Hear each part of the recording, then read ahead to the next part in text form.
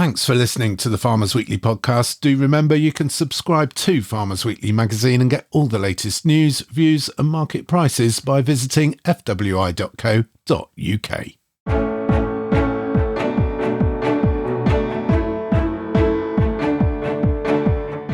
Well, thank you. The question was on poultry from Farmers Weekly, and we continue to have these discussions on all of the products.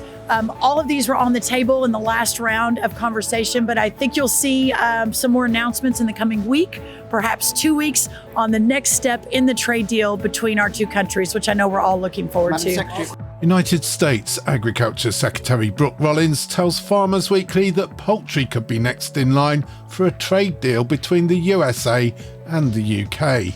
The government admits it was wrong to slam the door shut on applications to its flagship sustainable farming incentive. And Hugh goes to a Defra food strategy meeting. Welcome to the Farmers Weekly podcast. I'm Johann. I'm Louise Impey. And I'm Hugh Broom. All that and more coming up, including the latest market prices. But first, MPs have told the government that plans to impose inheritance tax on farmers should be delayed for a year to allow for a better formulation of tax policy. The Cross-Party Environment, Food and Rural Affairs Committee said delaying would also protect vulnerable farmers who would have more time to seek professional advice. Well, so far the government hasn't listened to the industry, so will it listen to MPs? It's a question I put to committee chairman Alistair Carmichael. I think the significant difference here is that you have a committee of 11 MPs, only 4 of whom come from the opposition parties, 7 of whom come from the government party itself, the Labour Party. Now, Luke, you're absolutely right. The Treasury have refused to listen to opposition politicians. They have refused to listen to the farming unions. But governments that don't listen to their own backbenchers very often end up in trouble, and it doesn't take long. So I hope that this would be a moment where they can see that what we're offering them is a way out here, because frankly, this is a policy that should never have seen light of day. It would be in everyone's interest if they could take the guidance that the government, the committee is giving them and act on it. It's in everybody's interest, the government themselves. You're not asking for the for the policy to be abandoned altogether. You're asking for it to be delayed and a more nuanced approach, I guess, a more sensible approach to be adopted. This is how policy is supposed to be made. You know, governments are supposed to go out, they're supposed to consult, they're supposed to come forward with proposals, they're supposed to then do an assessment on the impact of any policy that they come forward with. If only that had been done, I think it would be quite easy to build a consensus involving farmers as well, that actually inheritance tax is something that is ripe for reform, and there are good things that you can do for agriculture if you get it right. So actually, tackling the people who are using land, the exemption that you get from inheritance tax for farmland to shelter wealth isn't in anyone's interest. You know, it's certainly not in the interests of farmers who might be in the market for that land, but for the fact that the super rich are buying it up to shelter their wealth, and that's another thing which is putting land prices up. It also, I think, ensures that you keep as much land as possible in active agriculture producing food, because that's what we should be using our land for. And seeing it, you know, if this policy does go ahead, if farmers are forced to sell in order to pay their tax bill, then there is a real danger that the process of losing land to active food production is only going to accelerate. And from a government where the Prime Minister tells you that food security is national security, that can't possibly be an outcome that they want. You also very pointedly point at the mental health impact that this is having. This is something that many family farmers are really feeling this. pains me to say it, but we all know the truth of the fact that even before this, there was a mental health crisis within farming. You see the number of suicides that we have as an industry compared to other industries and other walks of life. So, I don't want to sort of wave shrouds around here. It's just too important for that. But I know, because I spend a lot of time talking to farmers in different parts of the country, not just in Scotland, in my own constituency. I've been in Somerset, I've been in Dorset, I've been in Wales. I talk to people from all across the country. That, this is weighing heavily on a lot of people. And, you without over-dramatising it, I think you have to acknowledge that and say, here is yet another reason why this pause that the Select Committee is asking for is something that's in everybody's interest. Alistair Carmichael, EFRA Committee Chairman, thank you for talking to us on the Farmers Weekly podcast. Thank you very much. That's Alistair Carmichael, Chairman of the EFRA Committee. Louise, you heard what Alistair Carmichael said there. Do you think this is a case of the EFRA Committee coming to farmers' rescue, giving the government a way out, a way to resolve this situation?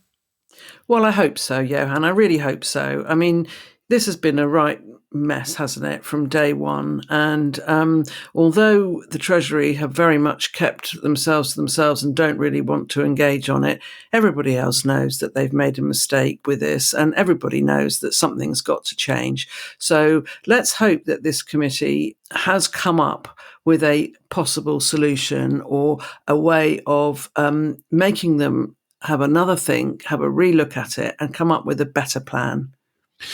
Hugh, Alistair Carmichael, famously a Lib Dem MP, chairman of the committee, but the committee itself is a cross-party committee. So MPs from across the major political parties of all political persuasions. Could this be the off-ramp that Rachel Reeves needs as Chancellor to do things a little bit differently?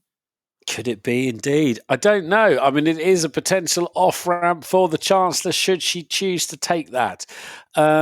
It's a neat solution politically in a way, because at least it gives her she can sort of say, actually, the EFRA committee have said this. Now, bear in mind, government has to do absolutely nothing that any of the select committees tell them, unless it's written into statute, but I don't think it is, or if there's bits around it. So they can ignore it. But equally, it's a convenient off-ramp just to move it along a year, give it 12 months, and then perhaps that could then be the reformation of the policy and perhaps a reworking. And government has they have a credible excuse to say, well, yeah, we took the note of the Select Committee on this because, they were wise, they're cross-party, they came with this, and we've gone away and we've thought this. And it may be that they do finally tune into the alternatives that our industry has worked so hard to put forward. And I think obviously also with the political situation and, when you look at the wave of turquoise that crossed the country at the beginning of the month politically in the ballot boxes, there's an element of, some of that was caused by, I firmly believe some of that was caused by the fact that farmers were out on the street doing stuff they don't normally do. And whilst we, some of us felt a bit uncomfortable doing that because we don't normally do it. We generally sit around tables and talk things through. But we got so cross that we got out there, and quite rightly so. There was a real tour de force there. And that's part of that, I'm not saying that everyone that did it is that way inclined, because they're not. But equally, the public are thinking, crikey, yeah, these guys are, they really were angry. They were out there, and it makes us more angry with the government. Hence, that's why we go and vote for someone like Reform or whatever. So let's hope it is Anyway, let's watch this space and see what they do. And it's interesting to see, I think, when you look at the press release and the information that we've been sent, it's interesting to see that EFRA Committee is actually going beyond the inheritance tax issue. And they are also being really quite critical of some of the other things that Defra has or hasn't done. So the closure of the SFI is in there, the fact that the government doesn't have a clear vision for farming and nobody quite knows what they're supposed to be doing. It also very critical of Defra's communication communications, which I would have to agree with, actually. So, yeah, they're taking issue with them on more than one thing, but obviously it's the inheritance tax and the APR and BPR that we really want to see changed, to come out of this. Yeah, no, it does. And you're absolutely right. They talk about the sudden closure of the capital grant scheme in November, the ending of the SFI with no specific warning, have been perceived by the sector as a breach of trust. I mean, they're quite strong words, aren't they? In a department that is meant to be safeguarding and shepherding and stewarding the sector into the next phase, the next decade, the next part of its development, it's perceived by the sector as a breach of trust. It's really damning stuff. So, yeah, no, I mean, fair play for them for getting it out there. Let's hope that, they actually listen and they actually climb out of the sort of policy silo that they're in. But it does seem, I suppose the one worrying thing is that all of the policy, when you speak to backbenchers of all parties, all they say is, but everything that they're doing in the Treasury and Number 10, they don't talk to any of us. I can well believe that, given the way that Number 10 and the Treasury have been hammering through with their policy stuff. So let's hope they listen. The Farmers Weekly Podcast. T2 fungicide sprays are upon us, and now is the time to use a cost-effective product which will deliver long-lasting protection whatever the weather. Univoc will control septoria and rusts for weeks after application, and flexible rates mean you can adjust to the disease pressure you are seeing in your crop. Univoc contains Inatreq Active, a unique molecule offering a completely different mode of action to SDHI or azole chemistry, making it an important part of your resistance management strategy. Find out more about Univoc at corteva.co.uk/Inatreq. The Farmers Weekly Podcast. Now, the government has reopened the sustainable farming incentive for farmers who are part way through making an application. It follows Defra's decision to abruptly close the scheme to farmers in England earlier this year, shutting out thousands of potential applicants. Defra Farm Minister Daniel Zeichner said he'd not been aware that farmers had been told they would be given 6 weeks' notice of the scheme closing. In a written statement to Parliament, he says he's now reopened the scheme to 3,000 farmers who had started an SFI 2024 application but not yet submitted it. Mr. Zeichner says eligible applicants will shortly be contacted to let them know they can now finish and submit their SFI applications. Louise, the government's whole handling of the SFI debacle, as it were, absolutely beggars belief. The abrupt closure and now the partial reopening to farmers who are part way through an application. Welcome, yes, but there are strings attached. Is it going to make a big difference? Well, no, it's not going to make a big difference, but it is welcome, if rather limited in its scope. This is going to affect 3,000 farmers, the ones who actually began their SFI applications after January the 12th, and then were told that the SFI was closing. But now they've been told they'll get 6 weeks to finish them and submit them. So it's one application per farm. That's one of the details. There is a financial cap or a maximum value of 9,300 per year for the duration of the agreement. And the other thing which you need to be aware of is that holders won't be able to add more land to the rotational actions after year one. So, it's a partial reopening, isn't it, of the SFI, some temporary relief, particularly for those ones that were caught out by the sudden closure. What does it mean if you're if you are one of those 3,000? Well, I guess that depends on how much time and how many resources you had already put into your application. I expect that most applications were for more than that amount. So the question is, what do you do now? Do you just scale it back and try and adjust it to the cap, or do you just have to rip it up and start again with a whole new application, and with the time that takes? I don't know. And of course, actually, if you cast your mind back, Johann, to when we did that emergency podcast on the closure of the SFI, SFI, we did actually speak to a couple of farmers who were out there drilling crops instead, because of course it was March, and they thought, well, we're out of the SFI, we can't be in it now, therefore we better do something with this land, and they were out there drilling spring crops. So it could be a bit of an admin nightmare really for them, and once again I suppose we could say Defra has shown absolutely no recognition of sort of the timing of production cycles on farms, and that also farming just can't turn on a sixpence. You just can't suddenly say, oh okay, well we'll go and do that now then instead, because we do have these production cycles. So that's where we are. Hugh, when I said we were going to cover this story, you said you didn't want to spend much time on it. It was only worth $9,000 and it's a bad decision anyway. Look, it's a good story in the sense that thanks to all the lobbying by everybody, NFU, all the other organisations, farmers themselves writing to their MPs, it's nudged something. I don't know whether something got nudged in the judicial review pile as well with regards to the advertising on the webpage that said, we'll give you at least 6 weeks notice before we shut this window.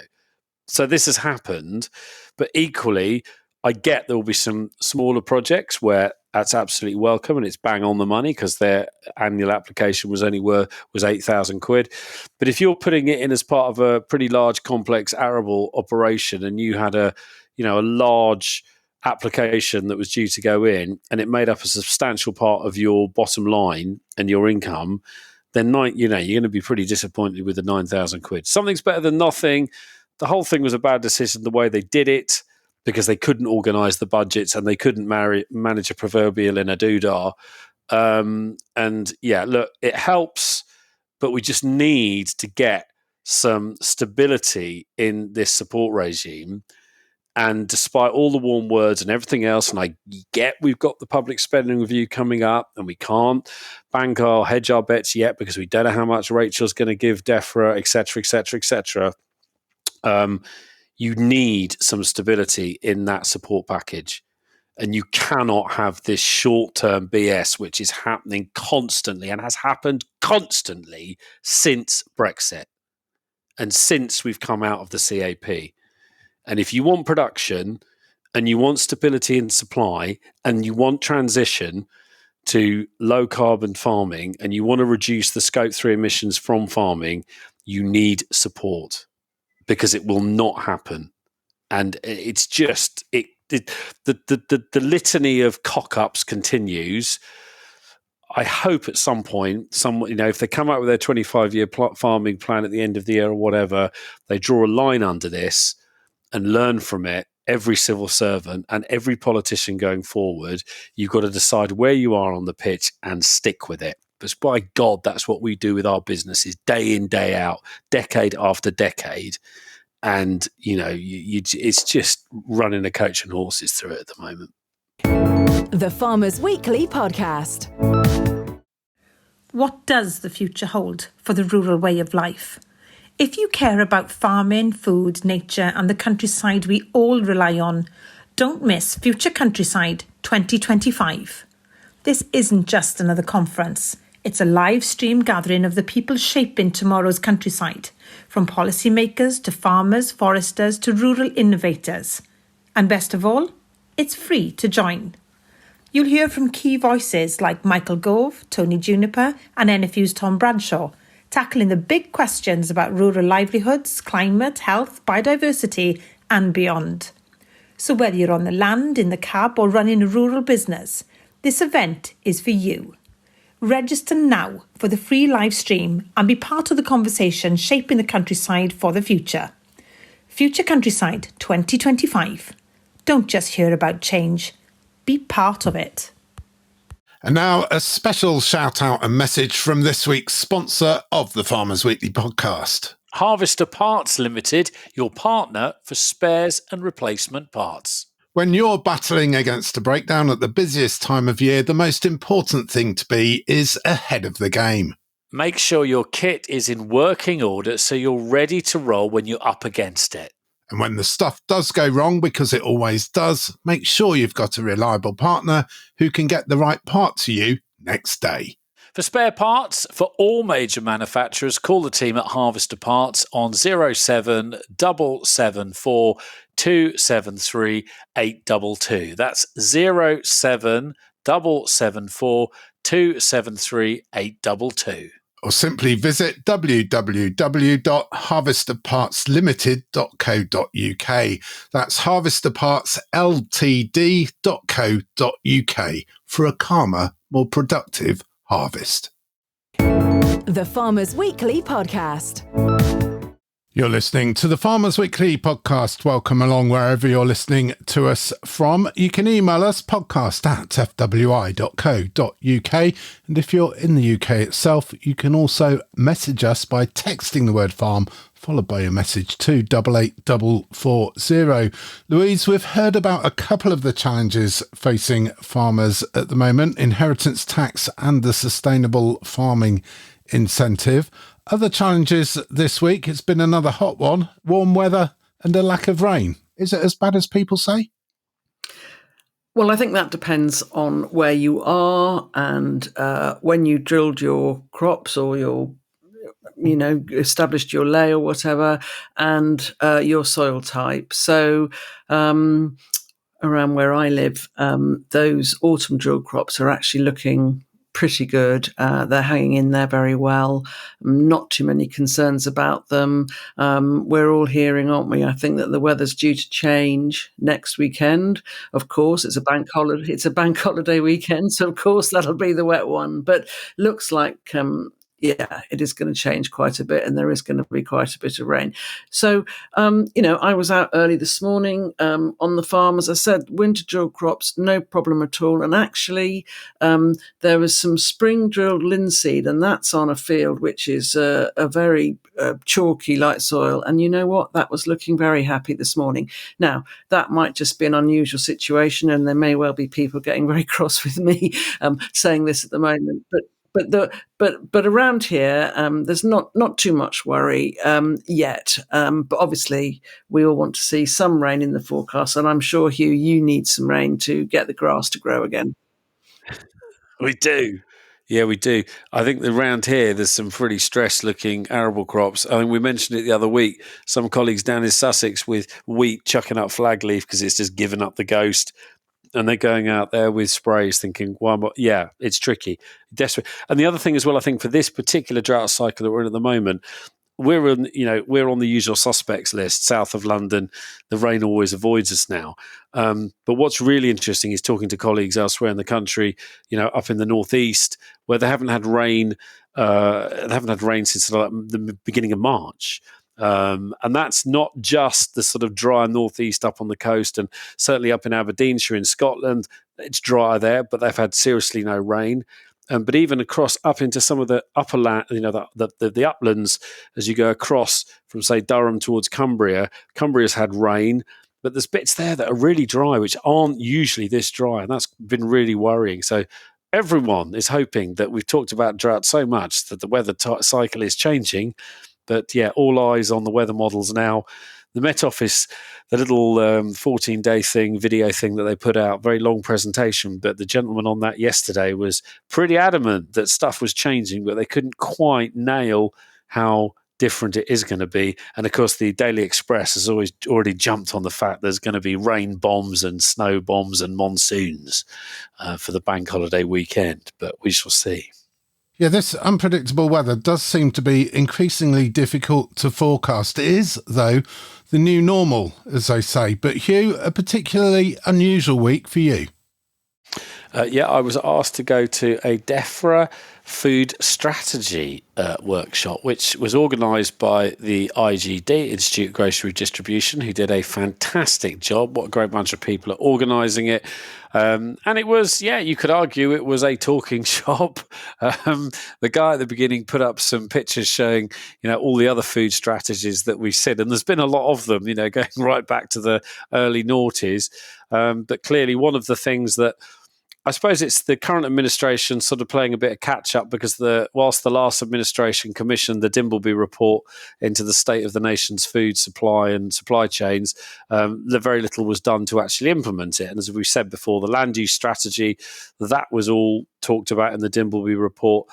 and having this food strategy and thinking specifically about health, obesity, the fact that we're not eating enough fruit and veg, all of the stuff that we see. So this food strategy is going to hopefully help us get somewhere. For farming, what does it mean? I don't know. I mean, it's really interesting hearing all the other people's, and we're all in these little workshop groups, and there was people from all the NGOs, and have with their particular flag to fly, and talk whether they're talking about health, whether they're talking about well-being, access to good quality, affordable food for deprived communities, and so on and so forth. There's all of that stuff going on. But the one thing that I took home from this is that whether we're talking about food security, which we talked about, we're talking about sustainability, the economy, health, and absolutely at every step of the way, all of the people in my group, and it was a real broad group from all different parts of the supply chain. I was the only farmer there, people from all these NGOs. They are absolutely supportive right the way through of what we do as farmers. The supply chain obviously supportive because we provide the raw material.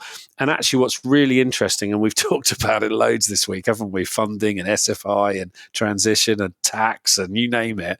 But they're absolutely adamant, everyone, and no one had a bad word to say in any of the groups that I could pick up, saying that, farmers need help to support those businesses, to transition those business, particularly when we're talking about the environmental piece. And the fact is, as I said the other week, we are the lion's share. We are the big scope 3 lump in the supply chain, which we pass on to those retailers and those processors. And they want to get that down for all the reasons that government needs them to achieve net zero. So farming is massively supported by all of these people. They recognise what we do. So, I don't know, let's hope that that's reflected in the strategy to have a good long-term sustainable support mechanism so farmers can plan and do things going forward. But there's loads of challenges there, Johann. I mean, it's a huge thing on obesity. It's massive. The numbers are terrifying. Hundreds of billions it costs the country and will cost the NHS going forward. But how do you make more people eat fruit and veg? It's really tricky.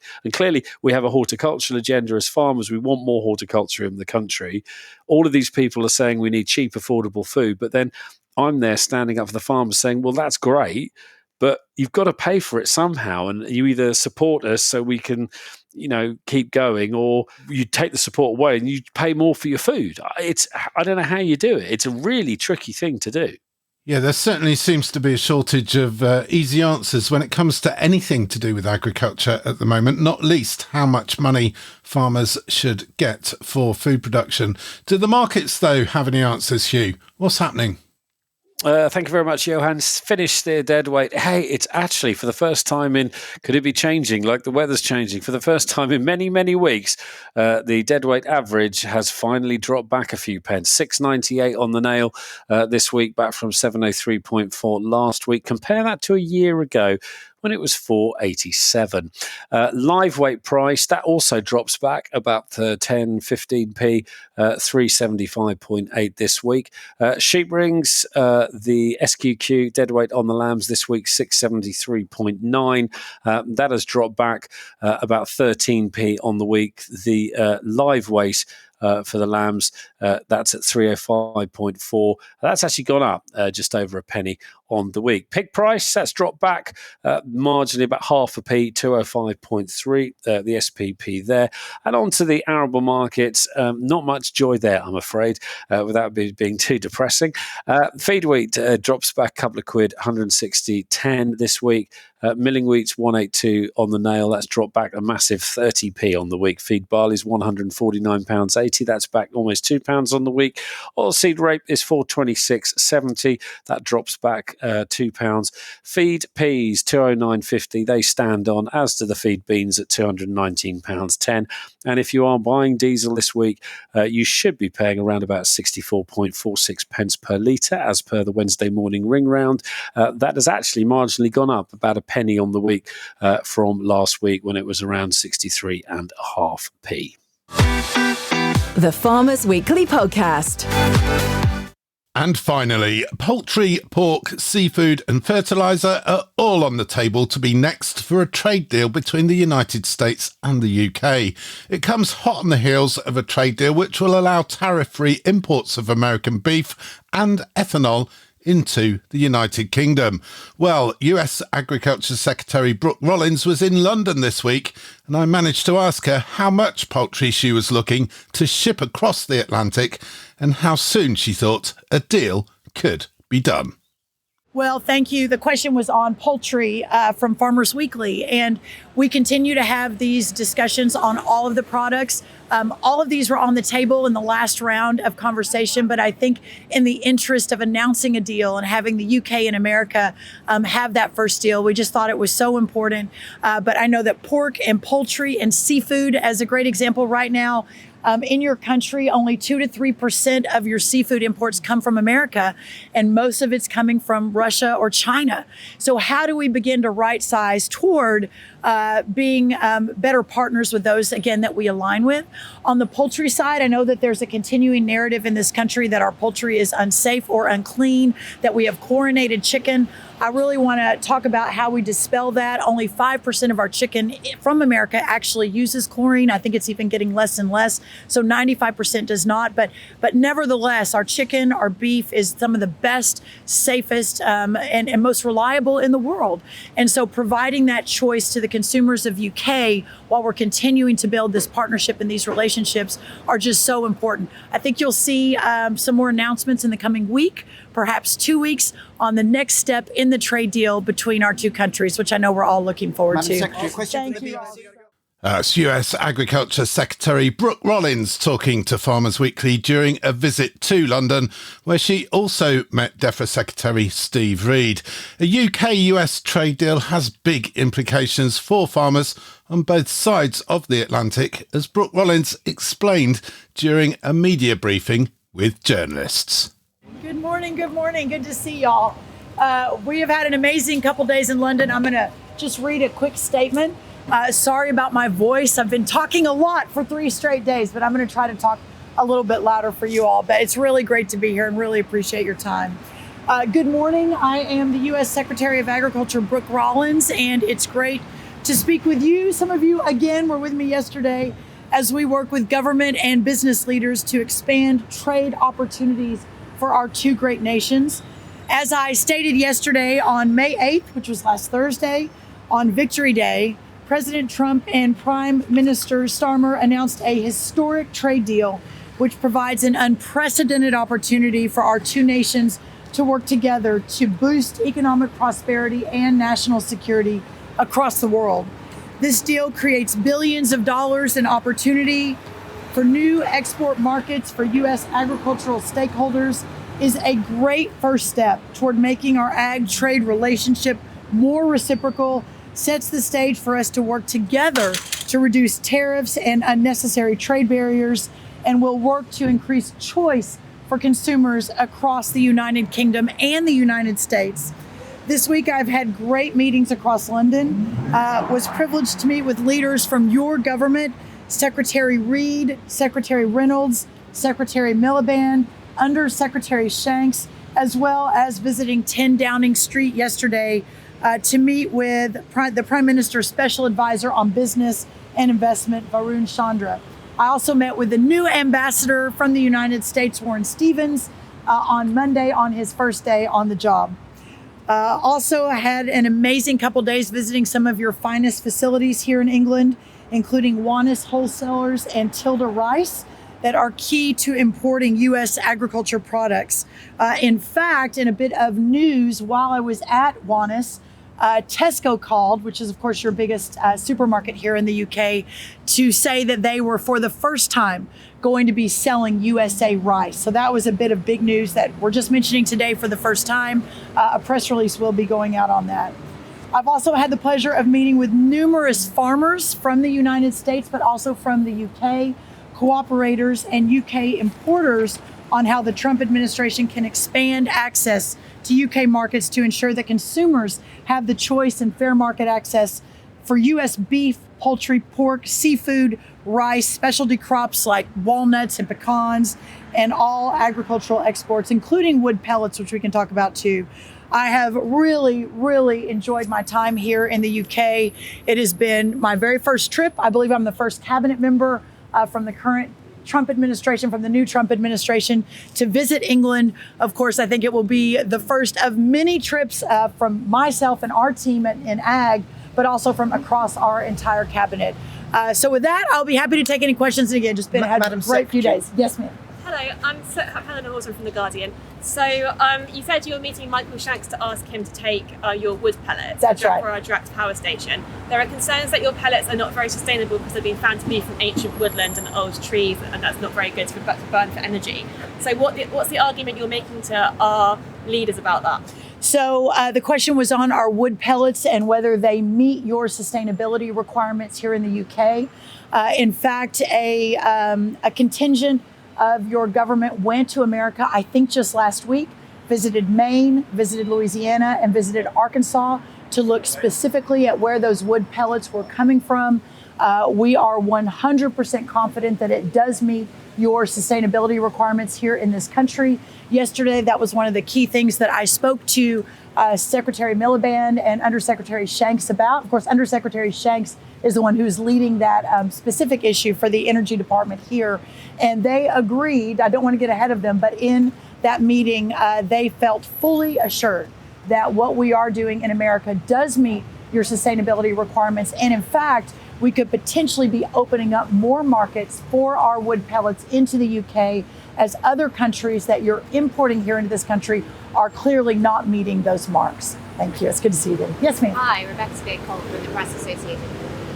With Europe and the UK looking to strengthen ties with the European Union, they have some strict food and farming standards. Do you foresee this as a sticking point of future negotiations with the US? Say that one more time. So the UK and the EU, they're looking to strengthen ties or to strengthen ties right, with the EU. Right. Do you see that as a sticking point? I don't, but it's a great question because we talked about that in all of those different meetings I had across your government. The idea that we are strengthening ties between our two countries while at the same time the UK, they just had a good deal they struck with India, of course, in the discussions with the EU. From our perspective in America, we love that competition. We think that it's so important. We think our products stand up and perhaps exceed most other products from around the world, as we're also in discussions with the EU and our key teams are. We just think that there's so much opportunity. Listen, in America, we're really working, and President Trump's vision is really working to right-size what has been a very unfair tariff regime, unfair trade barriers to America. I think we're making great progress. The fact that the very first deal was with this country on VE Day is pretty special. We think it's a model for what the rest of the world could look like, including our conversations with the EU. So I believe it's helpful, and we'll really look forward to visiting a lot of the countries in the EU. In fact, my next visit's to Italy in just a few weeks to have some of these same conversations. Thank you. Yes, sir. Tom Simmons from the Times. Just following on from that, I know the USTR has criticised the UK's rules on fertiliser and agricultural chemical products because despite Brexit, they still align quite closely with the EU. Do you think there's going to be any sort of wider trade deal between the US and the UK? The UK would have to loosen those rules around fertiliser. The question was on fertilizer, crop protection programs, et cetera, and the fact that EU versus England has been, we're similarly situated, but it's now my understanding that actually the UK has kept some of those requirements in place and the EU has moved in a different direction. And so, our continuing conversations, not to get out in front of our US trade rep, Jameson Greer, who is exceptional, is that all of that is on the table as we're looking to open up those markets. I think one of the big takeaways for me from the last couple of days is that if we can begin to align, especially between England, the UK, and America, listen, this goes back to almost a Margaret Thatcher and a Ronald Reagan, or back to Winston Churchill. I think that our world, in many ways, is at an inflection point. There's a lot of instability across the world. The idea of the UK and America really coming together at this point in world history, whether it's to open up the markets in agriculture, to import more great UK steel, whatever it is, automakers, et cetera, that the opportunity for the partnership between our two countries is extremely important.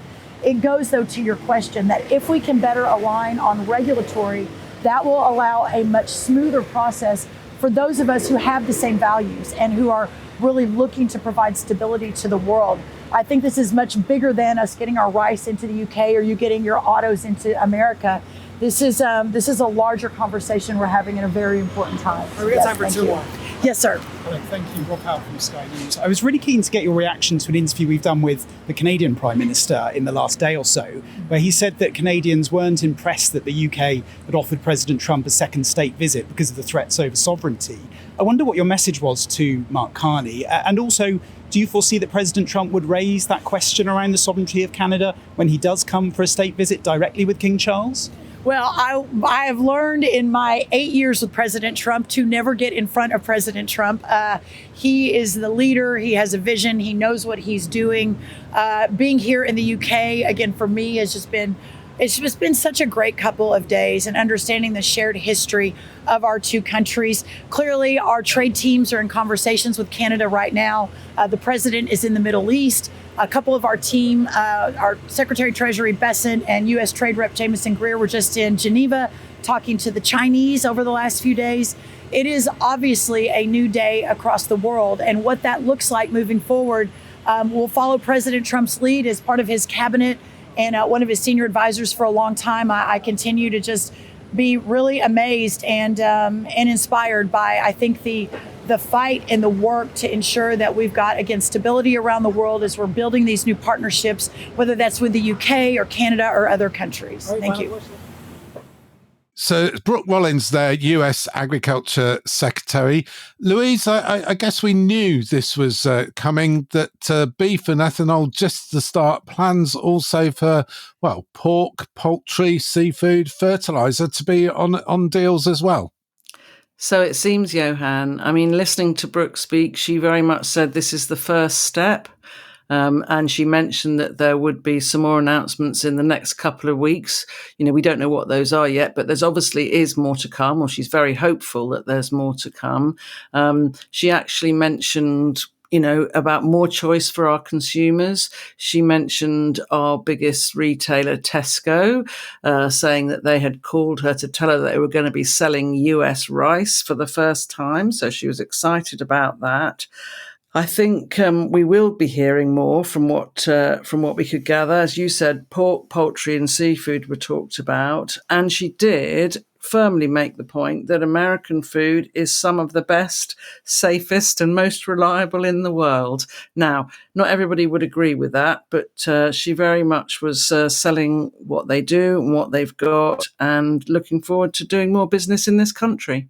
Well, she was, wasn't she? I mean, the thing that really struck me as I was there was she was really batting for American farmers, really, really going for it. I mean, she's focused on efficiency and prosperous farming since coming into office in February, and very much Trump supporter, obviously, and banging the drum, promising an age of prosperity, as it were, for American farmers, saying that no one deserves that more than farmers and ranchers. Hugh, that's not the sort of thing that we hear from our own agriculture ministers, especially at the moment.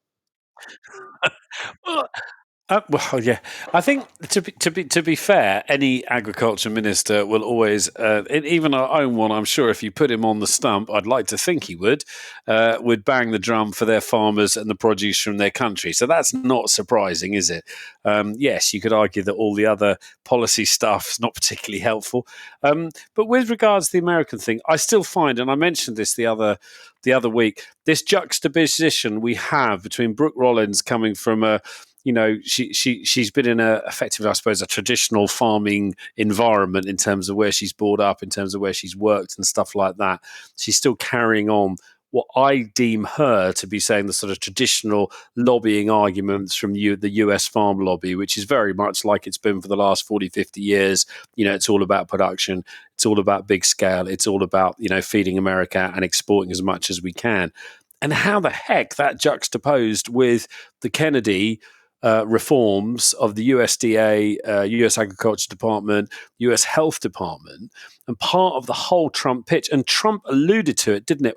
In the which I found hilarious was the Peter Mandelson hovering over President Donald Trump in the Oval Office the other week when they announced the trade deal. Tom Bateman, UK journalist, asked the question around. He was specifically asking it around beef, and President Trump said, "Yeah, we've got loads of beef for everyone, and we're going to get more like you, and Kennedy's going to help us get more like some of your production systems, some of European production systems." And the bottom line is to take the whole of the US regen.